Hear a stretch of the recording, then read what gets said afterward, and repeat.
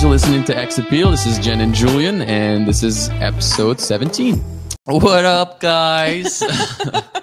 Wow, could you That's be it. I did a huge flip. any nerdier? What's up, what's up, what's up? What's up, guys? Hey, what's up? This is NPR. Oh, so yeah, you guys missed, obviously, because we weren't recording, but we're trying to look for a song as an intro for our podcast. Yeah, we want to like do some zhuzhing and like make a little nice intro for you guys and kind of set the mood. Yeah, and let me tell you, Jen set the mood right. Yeah, she picked this song and it's part of like an audio library. Because it sounded very similar to a song that I had heard on my friend's playlist when my hair and makeup artist playlist in the morning. I'm like, I like that song. And this one sounded so close to it. I feel like that song was from 2 Feet. That artist 2 Feet. Could be. Yeah, because that's the exact sound. Yep. Yeah. Yeah. It's like an electric guitar, kind sort of. Yeah. Yes, that's exactly. that's the one. Okay. So I'm not it's crazy. Super sexy. No, it is a super song. Because I was like, but anyway, she picked the song and it's called, the name of the song, it's called Sexy. Yeah. I was like looking up sexy, like a sexy little loungy playlist. So Jen's like, oh, I like that one. Let's pick this one. Let's pick this one. And I'm hearing it. I was like, I've heard this song before. I just can't figure out where. And then it just hit me. And it's Miss Lexa's intro to all her porn videos. Of course you knew that. Yeah. Don't ask me how. I remember it. The fact that you know that is so perverse, let me tell you. No, but it's funny because I was like, it just hit me. I think now for sure we should use it. We should use it. I mean, yeah, it's just like, it's so rare to see porn video with like a little intro, that I guess it just hit me. Well, because it's free music. And also the music is free. Yeah. But it was just funny. And now everybody thinks I'm a perv who watches Miss And now Lexas every time we start this podcast, I'm going to have that in mind. And you said, oh, well, she's super hot. And I said, well, you can't even see her face. No, it's true. No, she has a very hot body, but in a porn star way. But you can't see her face. We can't see her face. It's true. She could be toothless. Yeah, for all we know. I know. But somehow it adds to the mystery. Oh. I vote toothless. keeps us wondering. Yeah. Okay. It's I don't know. It's true that I would like to see her face, but that's part of, I guess, why she's so popular. I'm sure everybody's it is. wondering because it could be. You can't have it all, Julien. Maybe she's got a smoking hot body, but the face is a little busted, a little frying pan action. Maybe. Yeah, true. That's true. It can happen. What are we talking about today? Because I'm over talking about porn and me watching porn. So we are talking about a world that I'm pretty fascinated by. Yes. And that is the world of matchmaking. So this is when an actual person or a company will match you with a potential date instead of using like an app or it's like a Hitch. Friend. It's like Hitch. It's like Hitch. It's like a real life Hitch. Yeah, I think she calls herself a real life Hitch. Mm-hmm. Okay, so tell them who our guest is because you actually have been in contact with her. You kind of know her better than I do. Yeah. So her name's Thalia. We'll bring her in a little bit. And her last name is Ouimet, which is very French. So it's not like the we met, like WEMET. No. I think she has a great last name for a matchmaker. I know. So her name is OUI, which is we, and then Met MET. But then her business is We Met through Thalia. Love that. And I think that's just if that's her real last name. That's what her Instagram is. I'm sure that's her last name. Yeah. That's her last name, but we'll actually ask her. And yeah, I mean, I got connected through a buddy of mine who lives in New York. She's a matchmaker in New York, and she deals with like specific clientele and everything. And I can't wait to hear a little bit more about it. But have you ever used those services? I've never used a matchmaking service. No. I've only done the apps, and then I've done like friend referrals. Yeah, so I was going to ask, you been set up on the date? I've been set. Yeah, I think I've been set up a couple of times. Which I think is, that's one of the most organic ways to meet, because that person's already vetted by somebody who you trust. So I guess in this case, did it go well? The person is already vetted. I'm sure there's like a background check that's done on the client and on the potential date. I also wonder, what are your demands? Like, he's like, hi, this is what I want. Like, is like a grocery list. And she works with a higher end clientele. I think so. Yeah. So I'm not sure what that means. I'm not sure if that means that she brings on clients that meet a certain tax bracket, or I don't know. You know, or they might have like these high-powered jobs. But I'm really curious because, you know, I'm kind of wondering like how much of it is love and how much of it is, you know, is the sugar daddy stuff. Get a little McMansion. I don't know. Yeah, but you know, when the first call I got with her, she said that one of her clients was actually dying to try to be set up with you. Well, too little, too late, I guess. It's a little too late. And I also want to know who this client is. Yeah, I don't know. She probably won't say. Just out of just sheer curiosity, I wonder if she'll say. No, probably not. I'm sure there's some. What if she says it off camera? What if she says it like, you know? Oh, maybe she'll. Yeah. Confidentially, because obviously it's not happening now. Some 80-year-old man. I'm sure it might be. I would be. I'd love that. I would not be surprised. Or like some dude with like foot fetishes. A lot of old scary men looking for, you know. Well, so when you've been set up, it worked. I'm trying to think of the last time that I got set up. I don't even. Maybe I haven't been, because unless it's happened so long ago that I forget. But you just said you have. So I feel like. Oh no. Okay. Friends have tried, but it's never worked. Why? I don't know, man. I'm a sucker for a pretty face, right? So like I see them and I'm like, oh, he's busted. I don't care how much money he makes. I don't care like what kind of job he has. I don't really care how nice he is. You know what I mean? If you're not physically attracted to the person, it's a no for me, dog. I'm sorry. Yeah, I get it. I get it. I agree. But so they would show you a picture. Yeah. Oh, what about a blind date? No, I've never done that before. Yeah. That's actually kind of dangerous. I don't think I would do that. And then how are you going to meet up with the person? At a what? At a bar, and then you have to figure out what they're wearing, or you have to figure out who they are? It's probably like the same thing as when you like, sell something of Craigslist. It's like you don't know who you're meeting, but you both are here for the same thing. So it's kind of like you're looking around and you're just like, yeah. Is it you? No, it's not. Okay. Yeah. And Craigslist, we all know how that sometimes turns out. Have you ever been set up? No. You've never gone in a blind? No, because my friends know I'm way too complicated. Yeah, I'm way too complicated. And unfortunately, I have this like reputation, not a reputation, but like my boys know that usually the first time I meet someone, they all think I'm an asshole. Why is that? I didn't think you were an asshole when I met you. Yeah. Just because. I only thought you were an asshole after I got to know you. Oh, I wish we had a sound system like. I know, yeah, we will. For unfunny jokes. We're still new. But no, and also because I don't know, like when I get introduced to someone, usually speaking, I don't really care to get to know them in the sense like, oh, you have my friends, like, so I'm not like super.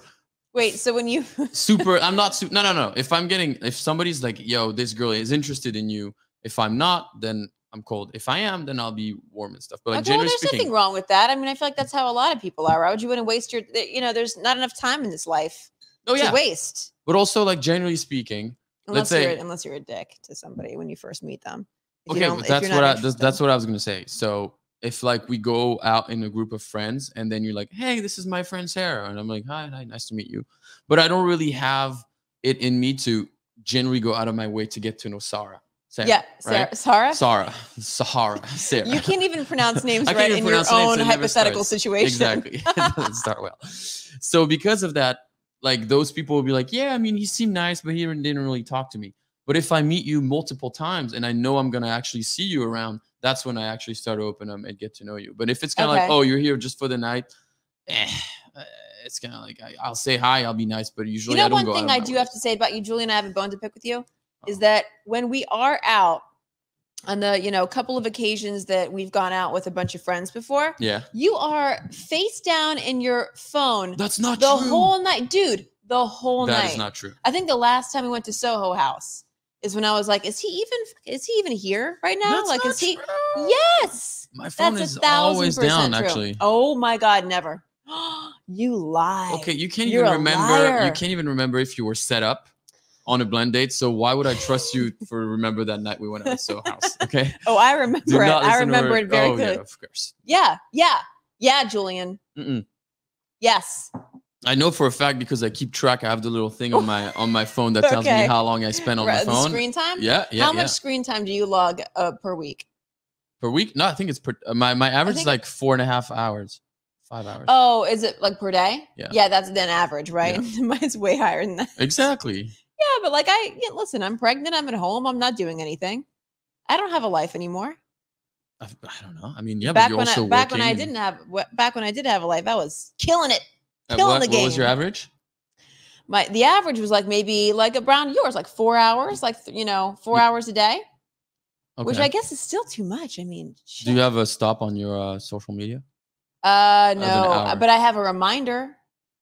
I have a reminder of like for Instagram, for example, how long I've been on, like a 15-minute reminder. I usually hit that about 6 o'clock in the morning. It's the first thing you do. Literally the first thing I do. Yeah. But as my job calls for it, I have to stalk people on social media. Yeah, you kind of have to know all the gossip. Yeah, you do. Yeah. And if you're doing research on somebody you're interviewing, you have to look at what they're up to in their lives. But nobody cares about that. That's boring. Yeah. So you have your question too, because we have a few questions from the audience that we will ask Thalia. We have some questions that a few people slid into the DMs. Yeah. To ask us some questions for Thalia. So and let's go. Let's bring her in. Hi, Thalia. Nice to actually meet you. Nice to meet you too. Thank you so much for having me.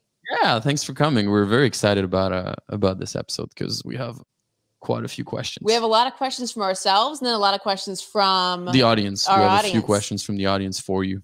Okay, so for those out there who don't know what a matchmaker is, tell us.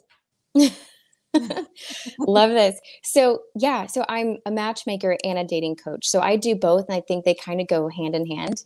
So basically, a matchmaker is someone that you hire to recruit on your behalf and to vet on your behalf. So basically, it's kind of like hiring a full-time assistant that just vets for you. So instead of you doing all the vetting on a dating app or doing all the vetting when you're on a date and you're just like trying to see if you're wasting your time or not, I do all that for you. So something as simple as you're Jewish and you want to make sure your partner's Jewish, I get all that stuff done in the upfront so that by the time my client and the match meet up for dinner, they already know that all their values are in alignment. It's just going to come down to chemistry. And so where do you find your clients? Great question. It's, you know what? It's so interesting because I don't do any marketing. It's all referrals. And I have 3 weddings this year and I have 1 person proposing this year. So I think that I've just built, I've been doing this for 10 plus years. So I think after this much time, people just start talking like word of mouth. But yeah, people find me on Instagram or just through word of mouth. Okay. And so then how does that, how does it work? Like, are you on retainer with them until they find love, until they're actually happy with the partner? And like, when do you know that you're done working with them? Like, what's the... Sure. Great question. So when do I know I'm done working with them? Well, when they find someone, of course. But on the flip side, I actually have an interesting membership program because I worked for the largest matchmaking agency in the Southeast. And this is when I lived in Atlanta, Georgia. And I took some of the things I learned and then I made it my own when I started the company here in New York City. Mm-hmm. And I actually only work with 10 people per year. So it's very exclusive, very elite. And it's kind of one of those things where they pay a one-time fee membership and they're a member for a year. And within that 1-year membership, they get to leverage my network and meet people within my network. Do you guarantee X amount of dates, or is it just like it could be 1, or is there any type of guarantees, or just kind of like, we'll do everything we can? Love, Julien. So I don't typically disclose the business model, but I'll leave you with this. Yeah. I give them X amount of introductions. And that equates to a ton of dates, right? Because you get X amount of people, and then usually, because I'm really good at my job, like I get it right the first couple times, and then they end up going on several dates with that one person. So it's not really so much date focus. It's more of like how many people I give them per year. Okay. So, and then the people who you find to be matches for your clients, where do they come from? Another great question. So it's just my network. I'm always out and about. If there's any event in New York City or even in Miami, I got a last minute phone call in June, actually. And they were like, hey, there's a Bitcoin conference. And I booked a flight the next day, was down there for a week, just networking, growing my network because, I forgot to mention, I cover New York, London, and Miami. So within those cities. And people are asking me to do LA, and I'm like, I don't know, it's a lot, but we'll see. LA is hopeless. LA is hopeless. We're hopeless out here. I mean, I've heard some good and bad things, but yeah. So the network just continues to grow, but I've also been cultivating so many great quality people that I just have within my database, and I keep in touch with everyone. And so, yeah. Now, wait, like what when you're out there, like let's say you're in London networking, and you meet 10 people, 10 potential matches, do you have a little checkpoint of like, ooh, I should have you in my network versus nah, I don't want you in my network versus yeah. What's your criteria? You know, so like a little, you know, you can't disclose that either. Well, here's the thing. When I'm networking, I'm always looking for quality people, just high vibrational people. And I'm really good at reading people within, I'd say, 5-10 minutes. And if I feel like they're just quality and they have good energy to them, then I'm going to add them anyways, just because I never know what kind of client I'll have. So it's just good to have them in case even if I don't have someone right now that'd be a good fit, maybe later on I do. But even let's say if this person is not single, or do you have to know that they're potentially looking for something? I typically don't add anyone that's not single, just because I don't know. It feels a little.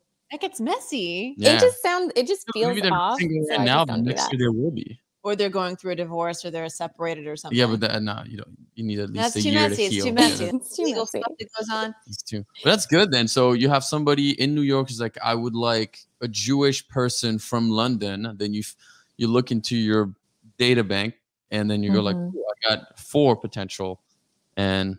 So when you're scouting for matches, like that's got to be kind of fun for you, right? Because that kind of means that you get to go out and you're socializing and you're looking for like quality people. It's the funnest job in the world. Actually, funny story.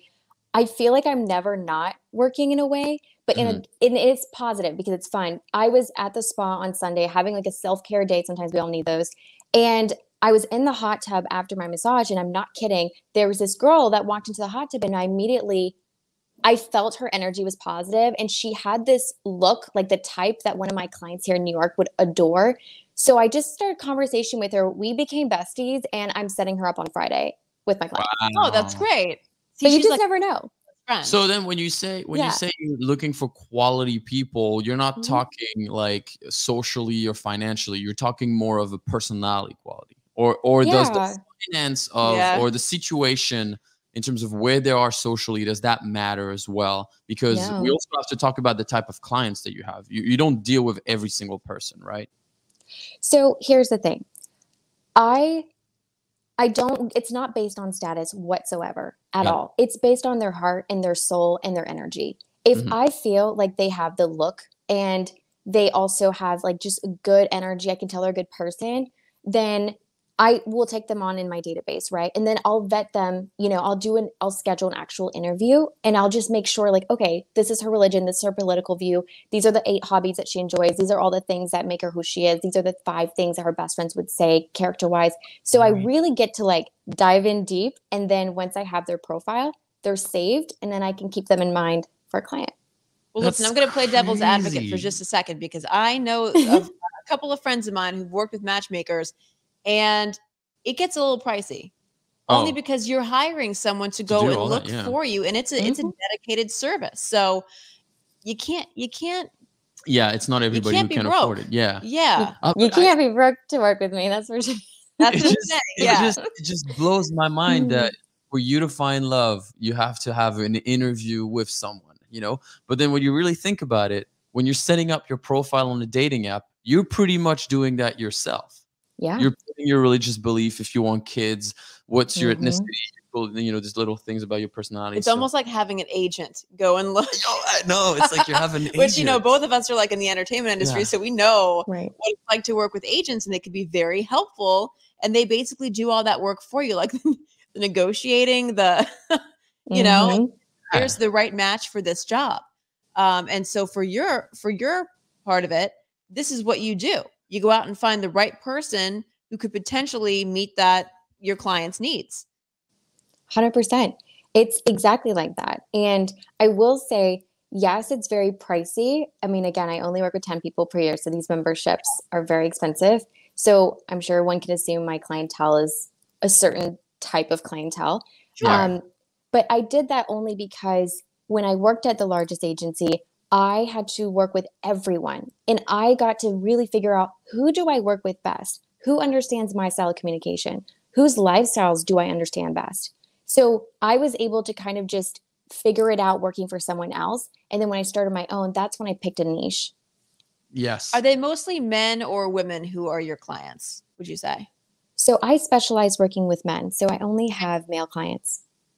Got Do it. you feel like it is, because I know you said you're a dating coach, and I always think that the best, and this is kind of why we started this podcast. It was like, if I have questions about dating, I shouldn't ask my boy. I should ask a girl, because a girl knows how other girls think. Right? So do you feel like it's easier for you to give, or at least more suited for you to give dating advice to men? Because as a woman, you understand how to approach possibly another woman? 110%. You nailed it on the hammer. And I say that because I found out when I worked with men and women of all ages, I was like, interesting that the men that work with me get the best results and they listen. And when I was working with the women, they weren't listening to me. They didn't trust, because they're like, well, you're not a man. What do you know? And so I found it to be clear as day that I needed to pick a niche, and I needed to work with people that trusted the process. Yeah. So I do think that there's something to be said about working with the opposite sex. And actually, Matthew Hussey is one of the big top dogs in my industry. Yeah. He's the best. So Matthew only works with women, and there's a couple other coaches, same thing. They work with the opposite sex for that exact reason. So I'm wondering, when you are out finding matches for your clients, how often does success or money come into the equation when you're pitching, these individuals? Or do you always have one person in mind for them? Or is it just kind of general? I'm going to find these women who are charismatic. They might have some kind of magnetism to them. I see what you mean. You mean like, does any of your client have specific social requirements? Yeah. So like, if one of your clients like, hey, I want a girl, I would like a woman that's this, but do they care if they're rich? They care if they're, or if their jobs are equally as demanding. Yeah. So every single client has very different requirements, right? Every client has their own type, right? And they know themselves, and they're like, this is what works best for me because of my schedule. So it just depends on the client. And that's why whenever before I onboard a client, I always interview them 3 times. I do 3 consultations to just make certain that I can help them, and to make sure that like whatever they're looking for, I have it within my network. If somebody comes to me and they say, hey, I want an influencer that doesn't have a real job, that just has like 1.7 million followers, and that's her full-time gig, I'll be honest with them and say, that's not my network. And that's just the truth. So you're on Raya for this. No, there's a million influencers on Raya. Okay, I see what you mean. Do you ever also refuse a client as like if he's willing to pay the fee, but if you just feel like, I don't like your vibe, or like if it's like a rich, or either it's like some rich son of a like very successful older lawyer and you just never done anything, like do you also, I'm sure you have also criteria. It's not all about the money. It's actually none of it's about the money. Okay. It's actually about intuition. So I tap into it. I just feel it out. And whenever my gut says, don't take on this client, this will not end well for you, I always listen to that. And I'm so grateful for that intuition piece, and I get it from my mom. And let me tell you, it has saved me so many times. I have turned down clients, and I've been really happy that I've done that. So, Did you study? Is there a study like when you go to, did you have to study a relationship, or how has that worked? How do you become a matchmaker? Or is it just life experience? You're just born for it? Just born for it. So no, it's kind of just being a natural born connector. It's when you meet someone, you're immediately like, oh my God, you should meet so-and-so, because they're also looking to fill that role at their company and you're looking for that. So let me just connect you guys. I connect people all day, every day, not just for love, but also helping people find jobs. I got like 22 people jobs last year during COVID because they either got fired or got let go or what have you. And I was just able to leverage my network. And I was like, wait, who do I know that's like da da da da? And that's just how my brain works, which is why I one day realized I could monetize this, and I left the tech space to do this full time. So I'm sure you only work with 10 clients a year. Is that your cap? Mm-hmm. That's your limit? Cap.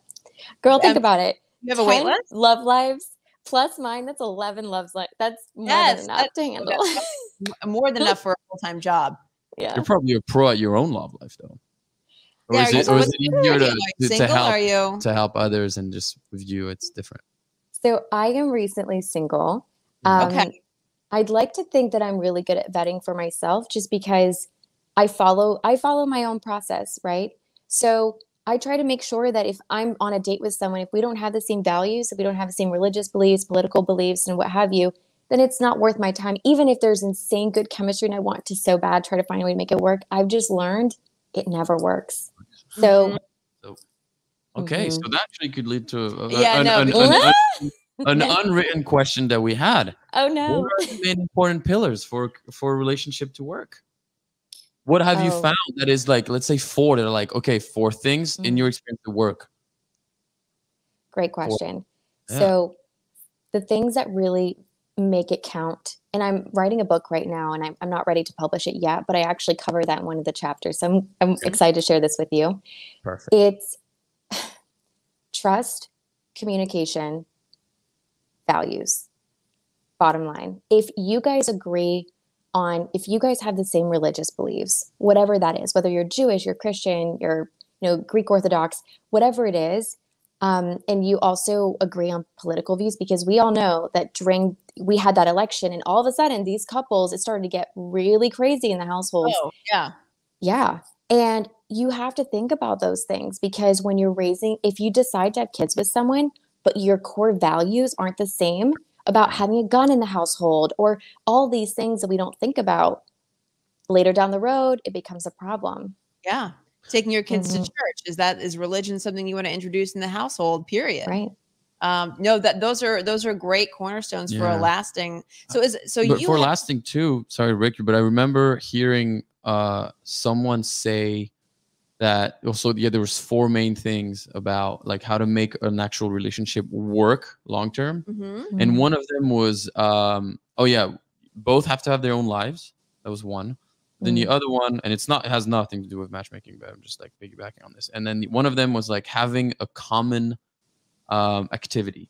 So like a common project. Yeah. Apparently, like building a house together, growing a business together, apparently also was, very important. I'm not sure you have to have a common project, but I do agree that, well, the best relationships I've ever had have been built on almost over communicating. Yeah. Mm-hmm. You know, because here's what happens. Like when you're not talking, your brain fills in those silences and the gaps in communication. And it typically, if you're not in a good place, it's going to fill it with the worst of the worst. So you're going to think, is he upset at me? Is something wrong? Is it something with us? Yeah. And that can snowball into something that becomes beyond a conversation at that point. Yeah. Fair. Okay, another question then that we have for you. No, so when you're out, and this is like for people who are single and maybe they're looking to meet somebody on their own, what's the best way to do that? And I'll give you a scenario. Sure. Okay. Oh yeah, let's do a little role play. Yeah, you're at a gym, and this is typically a place where people want to be left alone. So it's kind of a dicey situation, but you might see somebody, across the gym that you're attracted to, and maybe you're like, you don't know the best way to go up there and approach them, especially if they have like headphones on and clearly they're into what they're doing. So how do you? Yeah, without you spilling all your magic, because we don't want you to give, obviously advice for free. But I posted a story about that, asking like that question, and I got like 3 people that says never approach someone at the gym. But what if one of your clients says, listen, there's this woman and I see her at my gym every day at 8 a.m. We're there together, and I'm dying to go on a date with her. Should I go? And if I should, what should I, Are you able to answer that without? I can. I'm just thinking there's such a better scenario where I can really help someone if you're at a restaurant. Okay. But to answer the gym, a lot of people really do like to be left alone just because like their self-care time. So they're so focused and they have their music playing. But if you really want to try it, I think the best approach is just walk over there with your A game confidence, like really have some like pep talk with yourself and be like, you got this. Even if she doesn't like you, it's all good. Just go over there, better than nothing. So walk over there with confidence and just say, hey, do you mind if I hop in on that set? Like just ask like if you can do alternative, like I've had a guy do that to me. So I was doing, deadlifts or whatever. And then he did one set and I was able to take my break and we switched. And then at the very end, I was about to walk away and he was like, by the way, are you single? And I was like, actually I am. And he was like, oh, I'd love to take you out sometime. And I was like, I'd love that. Yeah, let's do it. Wow. Okay, but you got to pick your exercise though. Because if you're like doing glute bridges or something. Right. You're killing yourself on the treadmill. Like no, that's a no. That's absolutely. So pick it up. What about it's always like either people say be slick about it and just be like, oh, you're gonna use this, and then you grab the piece and you're like, oh, by the way, what's your name? And is that a better approach than just going straight up there? Is like, listen, I'm sorry, I don't want to bother you too much. I just think you're extremely pretty, and I would like to know if you have a boyfriend. I think that works too. I mean, it depends on your level of confidence, right? If you go in there with your A game, and if some guy did that to me, and they were so confident, and I found them very attractive, then be like, yeah, I can stop for a second, sure, So that's a good approach too. But I think the best one in a restaurant's really good. Okay, let's do the restaurant. Okay, so if you are at the restaurant and you are which one do you want to be? Do you want the male role or the female role? Okay, I'll be the male, and I'm trying to get Jen's number. Okay, so if you were alone, or am I sitting with my friends and she's with her group of friends? That's a good question. Yeah, I'm with my friends because I don't go to restaurants by myself. That's even scarier as a dude. I was about to say, okay, I'm actually going to flip the dice because I think that women struggle with this the most. Okay. So if you are listening to this right now and you are a female and you are single and you go to a restaurant, make sure that either you go sit at the restaurant bar by yourself or you go there with a girlfriend. Just one, not more than one. If you're going to go there by yourself, make that bartender your best friend. Like they need to be looking out for you. They need to be able to read you. If some creep comes over, become best friends with the bartender always. So you're at this. Great advice. Always. So go to the bar and become friends with the bartender. And then if you see a guy walk in and this happens all the time, right? I mean, I'm sure and you're like, God, I wish he'd come over here and say something. Guess what? 90% of communication is nonverbal. So reel him in with your eyes and your smile. And I have this thing called the 3-second stare. So just lock eyes with him and then raise your eyebrows, kind of grin, and then look away. And wait 3 seconds, right? As you're doing it, give it 3 seconds so that he knows you're looking at him. Now, according to studies, it takes 5 tries for a guy to finally realize it's for him. Yeah, so we're guys are completely clueless, right?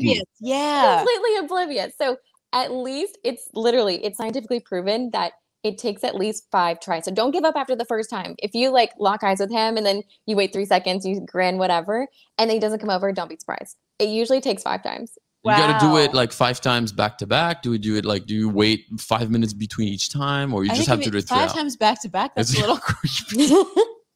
I was about to say space it out a little bit, but really try to send that energy to him. Also, I feel like if you as a girl at the bar alone and you make best friends with the bartender, there's also a 90% chance the bartender will ask you out. He's gonna ask you out. No, but that's why you let him know what you're doing. Yeah.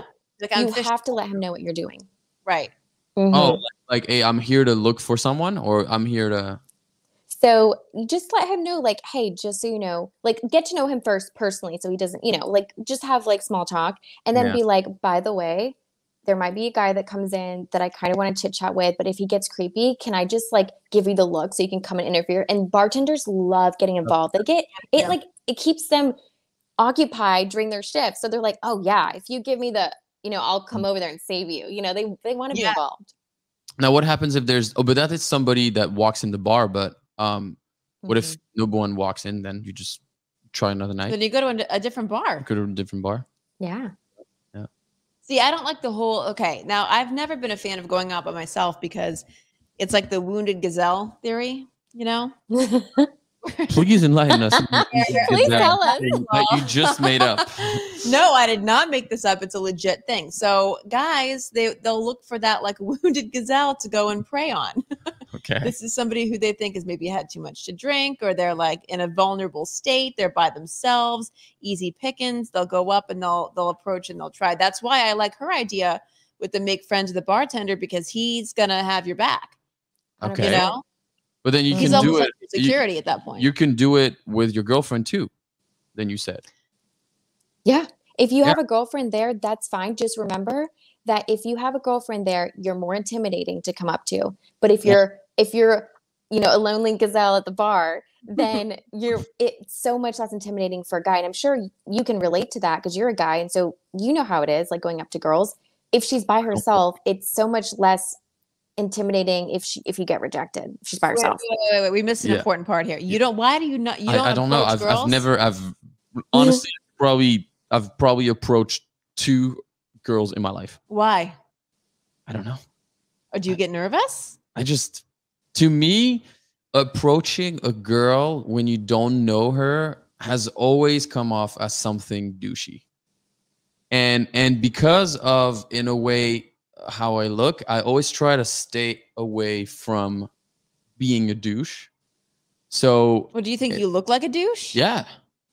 Don't I look like I think that if somebody I think if someone like you approached me at a bar, I'd be like, "Hi, I'll talk to you for the rest of the evening." I guess, like, no problem. No, right. Success rate's going to be about like a 98 to 99%. Yeah, no, I mean, I get it. I mean, but it's funny because one day I remember I was training at Gold's Gym like a few years ago.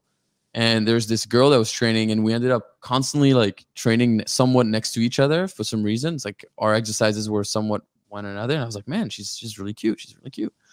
And I was on the machine. She was done. She came straight up to me and she was like, hey, would you like to go grab a drink sometime? And I was like, yeah, absolutely. And props to her. That's a bold move. I know it was a bold move. I loved it. Yeah. And, I remember telling my friends, it's like, oh my God, I got approached. It feels amazing. Yeah. I mean, I think that's like boy, I admire women who are willing to approach men. That's like Have you ever approached a man? No. Why? No. Because my biggest fear is rejection. I can't. But I don't think any guy would reject a girl. You see, I feel like a guy, even if he weren't down for the girl, he'd still be nicer about it. Some girls can be cruel and be like, no, thank you. Bye. Oh, yeah, no, and I can see that. Oh. There's an intimidation on both sides. I don't think we should, say that it's easier for a man to approach a woman. It just typically has always been up to at least where I come from, has always been up to the guy. But so then you approach. Thalia, what you're saying is, as a woman at the bar, you need to create the opportunity for him to come. Mm-hmm. But do you recommend her to go to the man that she likes? Absolutely not. No. Why? Where I come from, I am so old school. The men are the hunters. And if he's not willing to put in that work and hunt, bye. Okay, that's exactly it. So I get, okay. Mm-hmm. Sure. Like, for example, look at me. I love a girl that's outgoing and actually wants to take what she wants. I know, but we don't know that off the bat. So we rely on traditional kind of rules of society, which is the guy should approach. And if he's not approaching, to me, that's a sign that he's just not interested. And I'm definitely not going to approach him if he's not coming up to me. But it goes especially if you're like eyeballing him and you're like, like you're doing the whole thing and he still won't come up. It's like, okay, he must be taken. But what if the guy sees a girl at the bar and he's not receiving a 3-second eye look, but he still wants to approach her? Then he should do that. He should put on his confidence hat and be the hunter and go for it. And just go for it.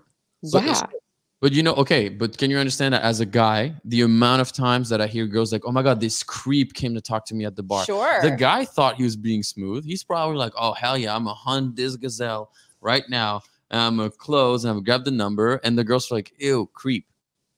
So how do we know? Here's the thing. Like I every single time a lone man has approached me and my girls, like, because I usually go out with like maybe 2 or 3 at a time.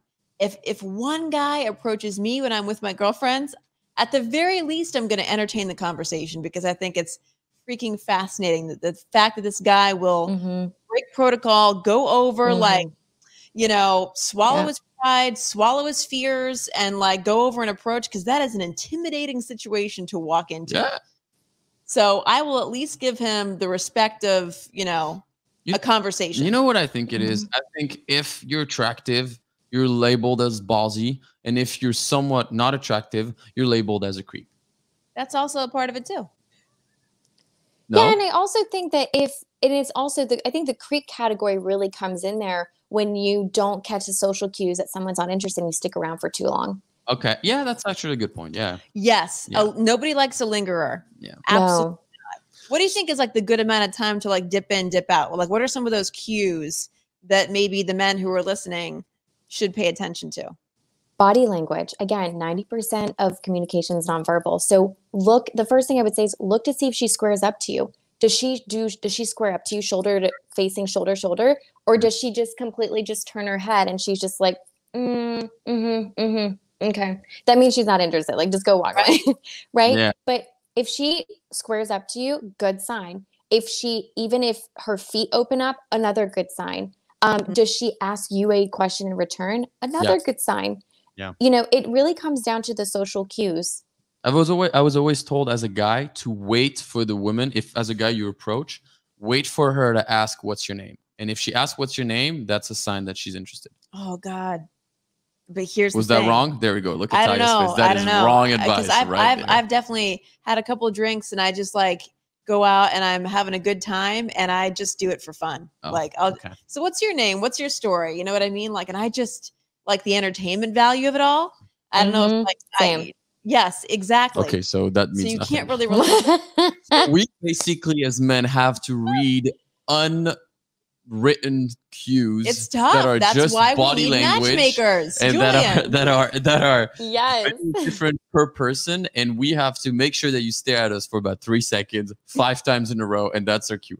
This is a lot. Hey, that is based on science. I believe that. I absolutely. I believe it too, but it's a lot. I mean, some guys pick up on it in the first one. There are guys that are very intuitive and they put in a lot of self-work and they know, they can feel the energy pull because they're on that level of vibration and they know when a girl's trying to like reel them in and they'll just go over there and say, you know, I don't know anything. But if like they go up to them, does it matter how you open? I think as long as you bring confidence and you don't use a cheesy pickup line, then you're good. Just be you. Just be you. What's the worst and what's the best pickup line you've heard of? The worst one and the best one that have you ever heard one? No, I mean, honestly, like I get so many a day that nothing really draws my attention of like, I can't think of one that I'm like, oh, that was horrible. Or like, that was the best one. I can tell you I just know.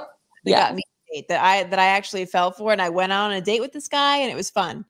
It was me and my friends, my girlfriend, and we were sitting like near a corner, and there was a table like in between us, and a seat in between us, and this guy comes up and he said, "Is this seat taken?" And it was the seat right in between us. So I was like, "That's great. That's good hilarious. for you. Very smart."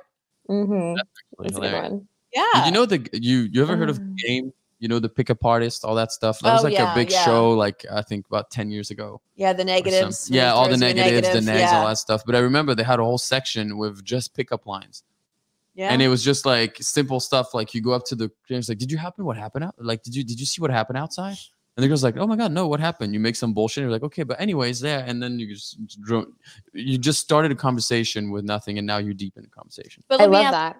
Thalia, because so you like that? Does a pickup line even work, or is it like one of those things now where people are so cued into it that they know if it's a line and they'll just completely disregard? That's what I was. That's why for me, when you ask me what's the best or worst pickup line, I don't really like the pickup line thing. I'm kind of just like, just be you and go have conversation with someone. If you like, I love when guys compliment my style because I put so much thought into it that if someone comes up to me and they're like, I love your outfit. I think it looks great on you. I'm like, oh my God, thank you. You know, it's like, so I think a compliment goes a long way. I think that's the best pickup line of them all. To start that. Yeah, my buddy here, maybe I'll name him DeLon. DeLon. He's the best at this. Like I've legit spent like an afternoon with him and approaches girls like I've never seen it. He's so much confident. He doesn't care. But he also approached dudes. Like he doesn't care. Like somebody who's nicely styled, like, oh man, I love that outfit. No. He'll say, I love your hair, bro. It's really cool. And instantly I've never, ever seen him getting like a bad reaction. No, because why would you? I mean, like everybody wants to feel good about themselves. That's how I break the ice with celebrities that I interview who I've never talked to before. I always like find that one thing to compliment to make them feel good about themselves. Yeah, that's fair. You can't go wrong there. Is there any what can you think of, and what is like the main issue, like dating issue that like one of your clients says like, oh man, I'm really struggling with dating because which is the reason I come to you in the first place for help. Or like, is there something that you feel that in today's dating world makes it difficult for people to connect? Or it's a tricky question. Yeah. So it's it's a good question, but it has like a part 1, part 2. So my clients all have different reasons why they're single. Some of them are single because they have this, they're CEO of a Fortune 500 company. They don't want to be seen on dating apps. They really want that elite, exclusive service because they want to have someone vet on their behalf because like they have this big job and they're constantly in press, doing press work. And so there's that aspect of it. That's why they're single because, they have time is so limited for them. They don't have time to be on dating apps or whatever. Everyone has their own reasons, but I do think through my experience that one of the biggest reasons why people I think struggled with this day and age is because Instagram has changed expectations on physical appearance. Yeah. And I think that people have unrealistic expectations of what a woman's body looks like. And I do think some women too sometimes are like, well, if he doesn't have, chiseled abs, then I'm not going on a date with him. And I'm like, you're so ridiculous. Like, please, there's so much more to a person than if they have a 4-pack or a 6-pack or a 2-pack, or a dad bod, it's or a keg. So, right. So I do think that with social media, it's made it worse, but I think people have just gotten too picky on physical attraction and they really limit themselves from falling in love. And the dating apps have made it worse, I feel like, because you were talking about, I wouldn't want a CEO of a Fortune 500 company. Sometimes they don't want to be on these apps. Well, now there is a place for that because, there are apps that make like I've seen celebrities on Raya. I've seen CEOs on Raya. Mm-hmm. And also feel like, if you're a CEO of a Fortune 500 company and you're going through I feel like these guys are probably so scared of just being with a woman that are with them for their money. 100%. That are looking I'm just going to validate that all day long. I'm going to validate that's accurate. And that's why they love my network. They see it's quality. Yeah. Yeah, because that could be obviously, especially in LA. How do you know, as a matchmaker, the matches that you bring on for your clients, how do you know if they're there for love or if they're there for the status and the money? I never tell them what my clients do work-wise. Interesting. Okay. Mm-hmm. Never. I just make sure that it's a good match. But I don't tell them like, by the way, he has a private jet and you're going to be able to do all these amazing vacations. Like what? No, that's all the things that after time and, once you really get to know the person, then you peel the layers of the onion, you realize, okay, wait, what is this guy, So I never disclose that kind of stuff. And again, this is an intuition thing. Like I tap right into that stuff. I can sniff out a gold digger from 10 miles away. Me too. Because you know how? Because there are no gold to be digging. There's no gold to dig for. Not yet. Do you ever get? Do they invite you if they get married? Are you? They do. Right? Right? Yeah. So you go to a lot of weddings. 10 weddings, hopefully a year. This year, like I said, I have 3, and I have one on Friday, so that'll be interesting. What is your success rate? I've never not successfully matched someone. so far. Okay. And that's a successfully match is mean like they're in a committed relationship or they've been dating for over 6 months or they're married. What is considered a somewhat of a success in the sense of what, or when they say, hey, you know what? I met somebody. I'm good for now, Thalia. Thank you. I consider success when we've reached the expiration date of your membership and you've found someone, whether you're, you know, married or engaged, or you're just in a serious monogamous relationship with someone that you wouldn't have met if it wasn't for me. Okay. Oh, got it. Yeah. Even if they just met like 3 weeks before the membership expired, but he's like, you know, I really want to get to know her. That's still success because technically that's somebody that could be a potential match. Can a client renew his membership or every year you change? I wouldn't know because it's never happened before.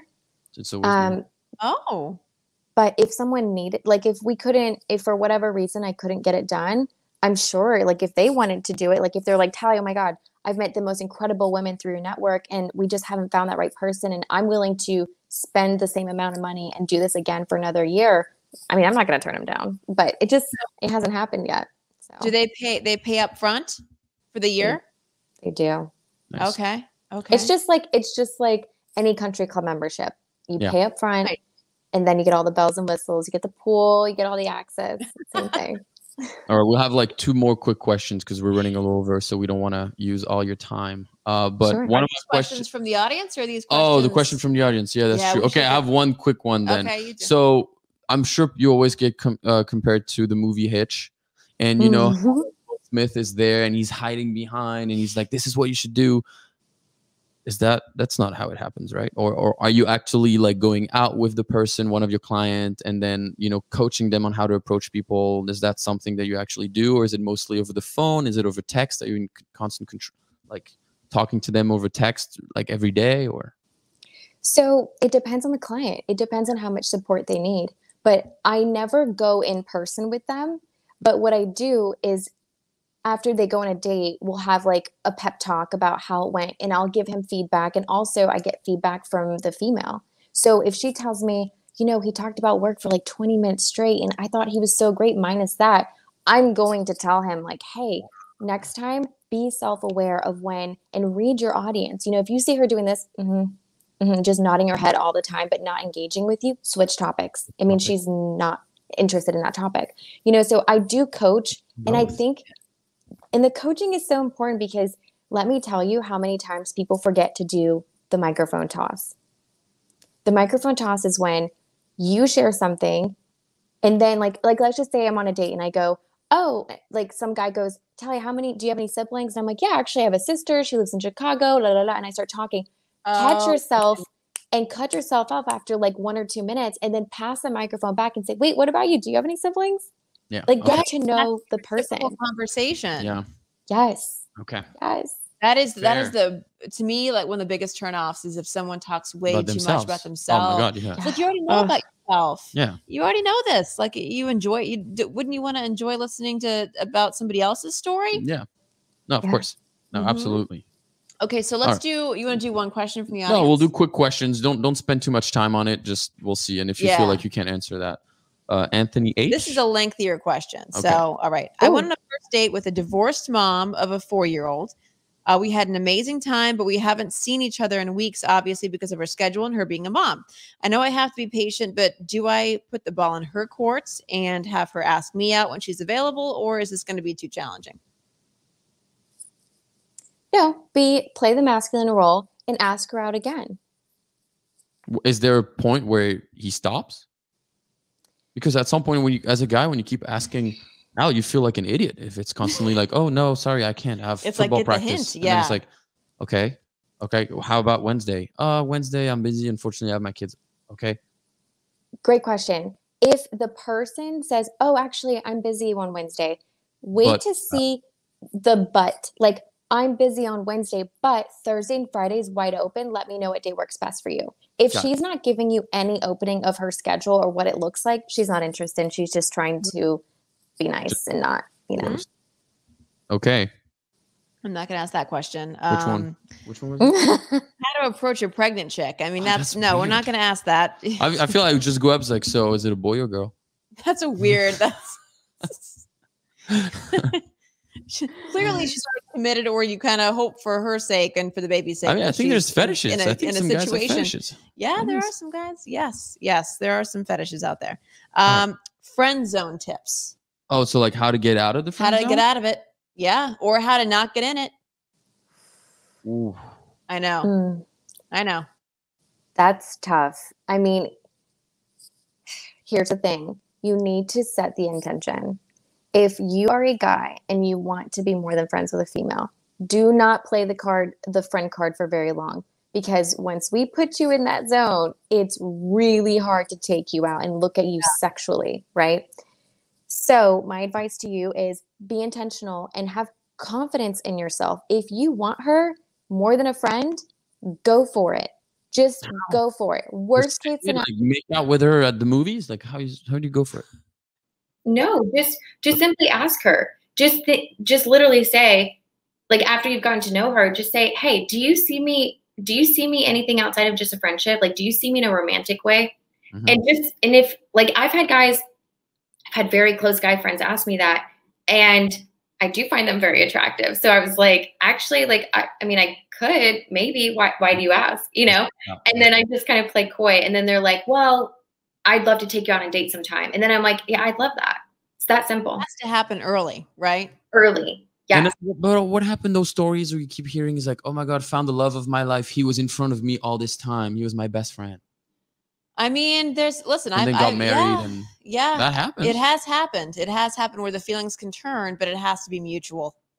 And the timing has to be pretty perfect. Yeah. Okay. Well, I mean, that's awesome. Those are all the audience questions. Yeah. I mean, okay. Now tell us, where do we find you? Also, is Ouimet your actual name? Yeah. Thalia Ouimet. And the name of the company is Ouimet through Thalia. That is awesome. So perfect. So yeah, tell us where we can find you. Anything that you want the audience to know, you know. Yeah. So the best place to find me is Instagram. It's at ThaliaOuimet, and just slide in the DMs if you're interested in matchmaking, or if you just want a dating coach. I have 13 clients that I strictly coach across the United States. It's different membership. You are so busy. I do have a couple of friends I'm going to refer to you. Oh, I love that. Didn't you have one guy who was interested in? I had one guy that doesn't know about her, but my intuition was telling me that they could be a fit. I mean, of course, I'd have to like interview and figure out like what's your religious views, your political views, and like a little other couple things that are important, like, you know, smoker, non-smoker, all these things. But you definitely have the look of someone that I currently have as a client. Does he like pregnant? Does he like pregnant ladies? Oh, maybe that's the guy. Give birth in a month? Maybe that's him, because he asked how to approach a pregnant woman. Maybe that's the guy. I don't think she knows that I'm pregnant. Oh my gosh, I had no idea you're pregnant. Wait. Stand up. Yeah. Yes. Oh my gosh. Well, congratulations. Thank you. Yeah. So I am off the market, obviously. Yeah. But I'm definitely going to send my friends over to you, because I have a couple of single girlfriends who are beautiful, and obviously I'm biased because I'm friends with them, but yes, we can find you on the gram. Yes. Yeah. Just send me a DM. All right. I'll do that. Awesome. All right. Well, thank you so much for your time. Yeah. Thank you. Thank you guys so much for having me. Fantastic episode, I think. And yeah, we'll stay in touch. Wow. I thought that was awesome. Listen, all my questions about matchmaking have officially been answered. I thought that was fascinating. There, you know, outside of the whole matchmaking process, just the idea of like the rules of attraction, right? Yeah. No, it was remember that the five look rule. The 3-second look. Yeah. Yeah. It's a 3-second rule, but you got to do it 5 times for it to click. Yeah, I know. I honestly learned so much, and it was super fun. Yeah. I hope. Yeah. Yeah. I hope you guys enjoyed it. This is the most American you sound to me when you go, yeah. Yeah. I hope you guys enjoyed it. I know we did. Yep. And next week we'll be talking about, what do you say? Oh, getting back with your ex. Getting back with your ex. Bennifer 2.0 style, because they're in the headlines. 20 years later, they've rekindled their romance. So the question is, have we ever done anything similar? Have you ever done anything similar? And has it worked out for you? Do we think it works? And as always, DM us your questions. Yep. Any questions that you have, we're going to be doing questions from the audience after every episode. After each episode, yeah, of course. That's it. You guys have a great week. Bye. A Huda Media Production.